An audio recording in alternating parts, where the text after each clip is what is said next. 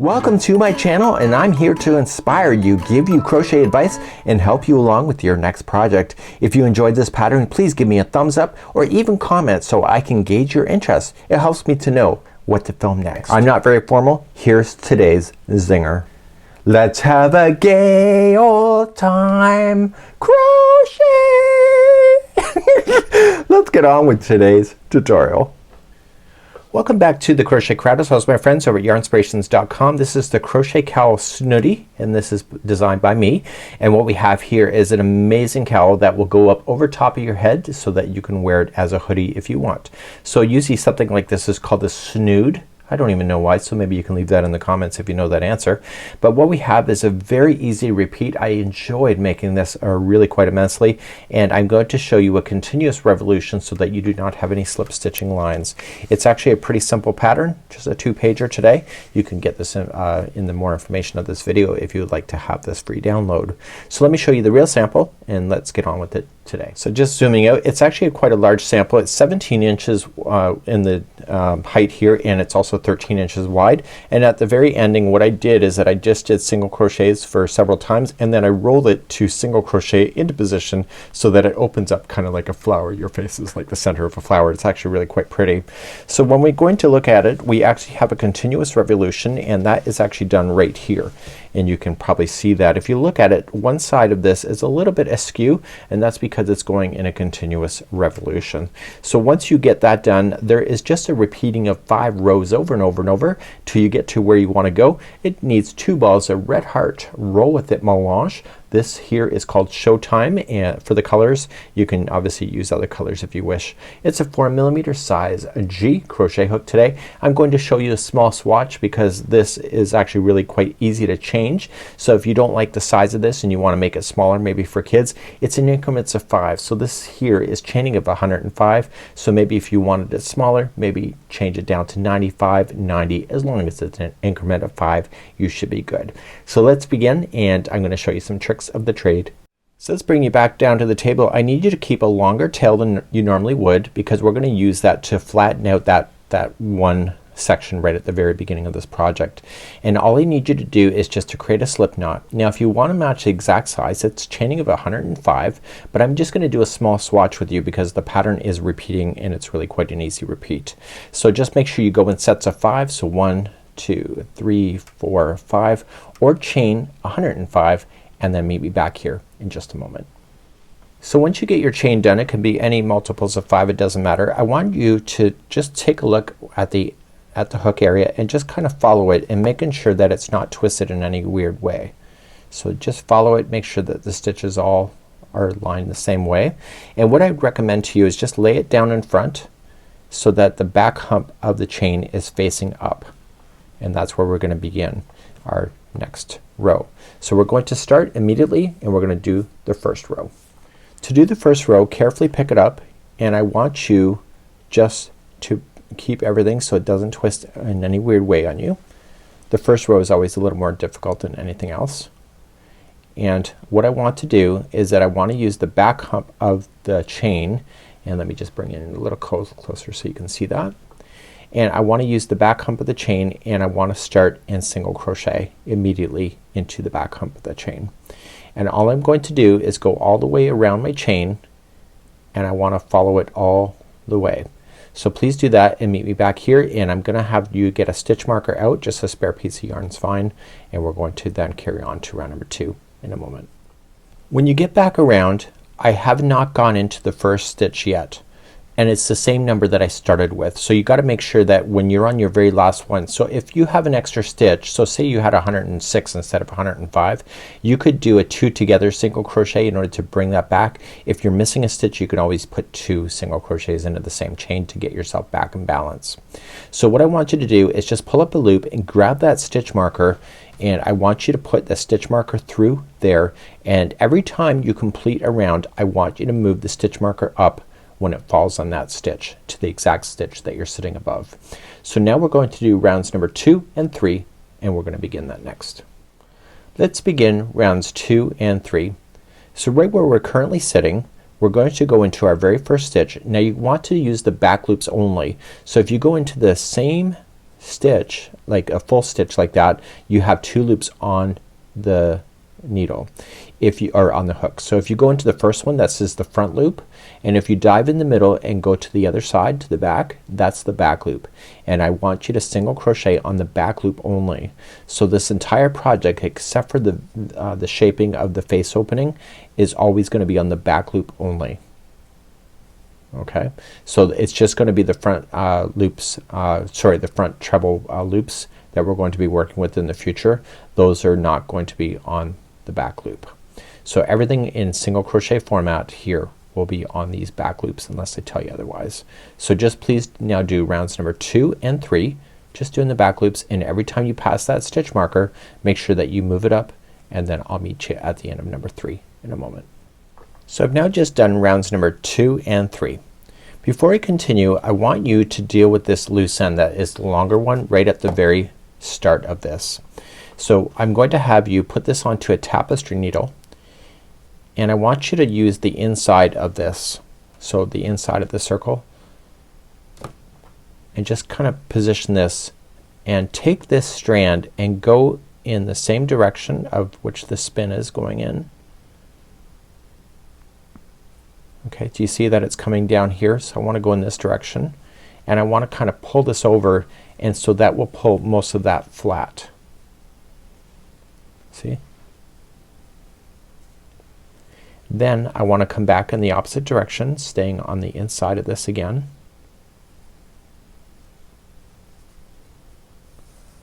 And then one more time back in the opposite direction. So you want to go back and forth a total of 3 times.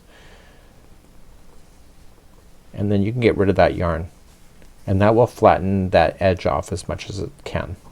Because it is a continuous revolution, it will never be truly invisible, but it's pretty close. Close enough for me. So what I want to do is now move on, and we're going to start rounds number 4, 5, 6, 7, and 8, which is going to be the repeat pattern until you get to the very top of your cowl. So round number 4 is going to establish us, and we're going to start to work with those front loop trebles. So let's begin our work. So it's a repeat pattern going all the way around. Everything's in sets of 5. That's why that 5 was so important. So we're going to do in the back loop only the next 4 single crochets. So we have 1, 2, 3, and 4. Now we're going to do the front loop treble 3 rows below. This is 1, 2, and 3, and we want to grab the remaining front loop that's there and use that as our piece to hold it. So you're gonna treble, so you're gonna wrap twice and then come up and grab that one there. It's 3 rows below. It's just a front loop that's not used. Pull it through 2, 2, and 2 all the way back up. Now that counts as the stitch that it's sitting in front of right there. So you don't want to use that stitch at all. So you're just gonna immediately jump to the next one and do the next 4 in a row. So we have 1, 2, 3, and 4. And watch this. You can either follow it down on the 5th one, or you can count over just to verify. So 1, 2, 3, 4, and 5. You see it's the same position. So I would, if it were me and I were you, I would literally count over 5 from the one that comes straight on down, just to make sure that it's right. So make sure that counts as the one that it's sitting in front of, so you're not gonna put anything in that one, and immediately jump to the next one. So do the next 4. So 1, 2, 3, and 4, and then jump on down. So 1, 2, 3, and you can count over 1, 2, 3, 4, and it's the 5th one over. So please do this all the way around for round number 4. Every time you have round number 4, it's the same thing that I'm showing you right now. Please do this, and I'll be back at the end of this round. So I'm going to show you something that's not in the written pattern. So this is part of the video work, and I want to do the very final that's going to get me to the end. So I have 1, 2, 3, and 4, and 5th is the one that's going to come on straight down. I need you to come all the way down to the same level that this one is here, right here. The reason for it is that the very next round we go down 3 down. If you go 3 down right where you see it right now, the 2 will be completely aligned with each other. So I want you, when you get back around, to go to the 4th one down. I don't know how to explain that in a pattern other than just to show you here. So come on all the way back down so that it matches the same height as the beginning one right over here. And then that's the end of the round here for round number 4. So move that stitch marker up and we're going to begin round number 5 now. Let's start the 5th row. We're going to fill in these spaces in between each one of these front loop trebles. So what we have to do is we start the very first one with the front loop treble, one directly beside it, and it's 3 rows below, so it's 1 level up from where that last one was. So do you see why I went down 4? Because it would have been on the same level as this one here, so therefore it's going to look out of place. Now the 2 in the middle, remember that this counts as the stitch that it's sitting in front of, so the 2 in the middle in between is going to be a single crochet in the back loop only, and then the next one before this is going to be a front treble, or front loop treble. Sorry, I keep misenunciating that. Do you see? So this here becomes a single crochet, and then you do that all over again. So the one right after this goes down to be a front loop treble, and then you have 2 single crochet in the back loop next. So we come on down and we fill it in. This knot that you see, that's my own knot. I just was being lazy. Okay, so I'm gonna do here. It wasn't actually cut, it was just tangled. Okay, so then you just fill it in with a single crochet in the back loop over top of this one. So we do a front loop,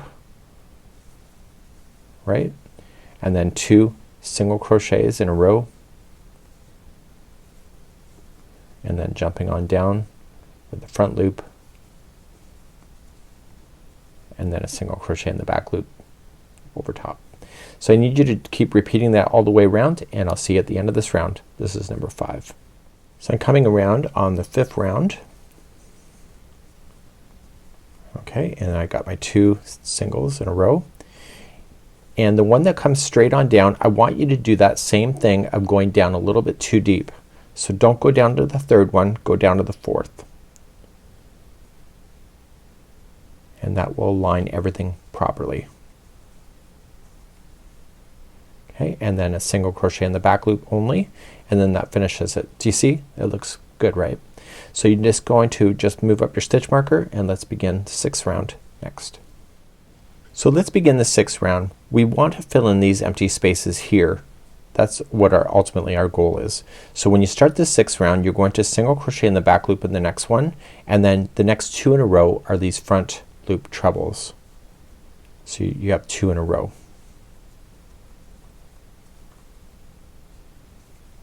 Okay, and then these 3 are each going to be a single crochet in the back loop only. So we have 1, 2, and 3. So as soon as you see that empty hole, you just got to fill it in. So come on, 3 down, do your front loop trebles, and then place your single crochet in the back loop only over top of the other 3 that are here. And I need you to go all the way around. This is round number 6. So when you get around on the 6th one, this is the only time it's going to change for you, that whole rule that I don't have written in the instruction. So we're going to fill it in with the 2 front post trebles exactly where they need to go, 3 down. So you don't have to go that last one to be down further than it should. Okay, it's gonna look a little askew, but you have to trust me. So now you're just going to do single crochet in the back loop only for the final 2, and then that will conclude then round number 6. So you see it's a little bit different from the last one when you see this very last one going in, but everything else looks pretty good, and that's the only time that you have to think about that. So let's move up that stitch marker and let's do rounds number 7 and 8. Rounds number 7 and 8 are just single crochet on the back loop only for everything all the way around. So you're gonna do that for round number 7 and number 8, and then that's the end of the repeat. So please do these 2 rounds, and then we'll talk about the repeating after that. So I've now just finished the 8th row. So you can see that a bit of space is provided before you do this all over again. Listen to my instructions. You are going to repeat number 4 through 8, until this is approximately 16 inches long, and then that's where you're going to meet me next time as we begin the top ruled face opening. So as you begin the next repeat, it goes back to round number 4. Round number 4, let's just quickly review what that was, is that the next 4 in a row are each going to be a single crochet, and then the next one is a drop down. See this drop down right here? It matches. So you just want to drop down and go to the third one down, and you see it's right above the same spot that drops from before. It matches exactly. So then you start the next 4. 1, 2, 3, and 4, and then you just drop.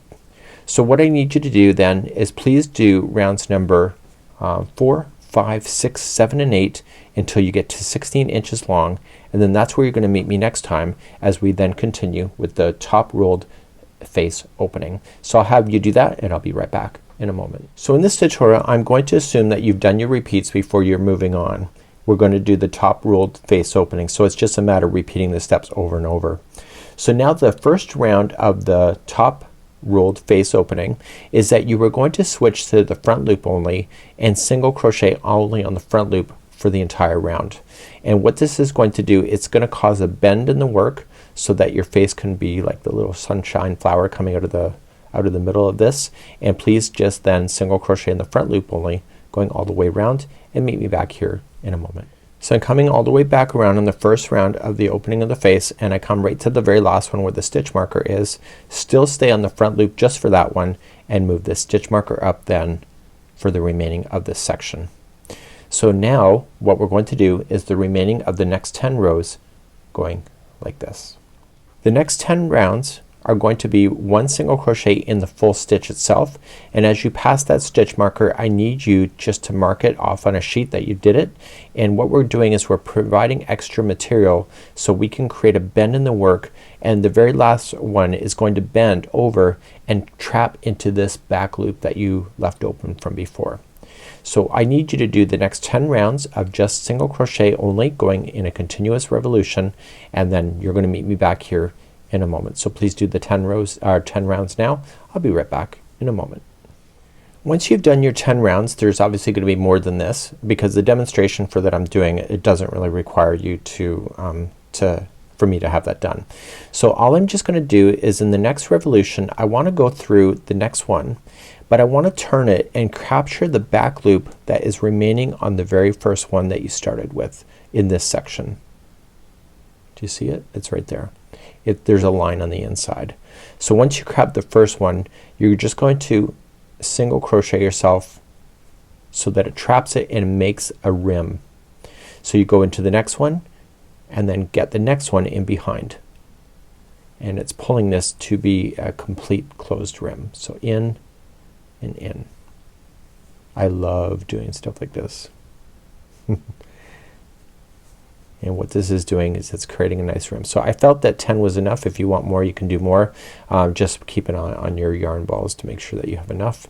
You should have enough to make it bigger if you want to, just so that you know that. So go all the way around, trapping both of those thicknesses together as a single crochet, and I'll be back in a moment. So I'm coming all the way around to the very end on the last round.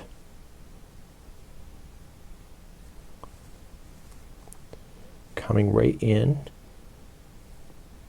to the one that's marked with the stitch marker. This does force this whole seam line to be on the interior, so you just got to watch that last one. Just make sure that you grab something. Even if you don't see anything, just grab something, and that'll keep it on the inside. Then I want you just to trim this yarn, keep it long enough that you can create something with your tapestry needle. You can pull out your stitch marker if you wish. And all we're just going to do is that we're going to secure that into position with the tapestry needle. It is a wearable, so you do want to take your time with it. So I'm just going to go on the inside and just stay within the inside of the stitches itself. So don't let that needle hit to the outside of the project. Basically that's what I'm saying. So just pull it through. Go a slightly different path in the opposite direction. This is actually cool enough size for a coffee mug if I wanted to.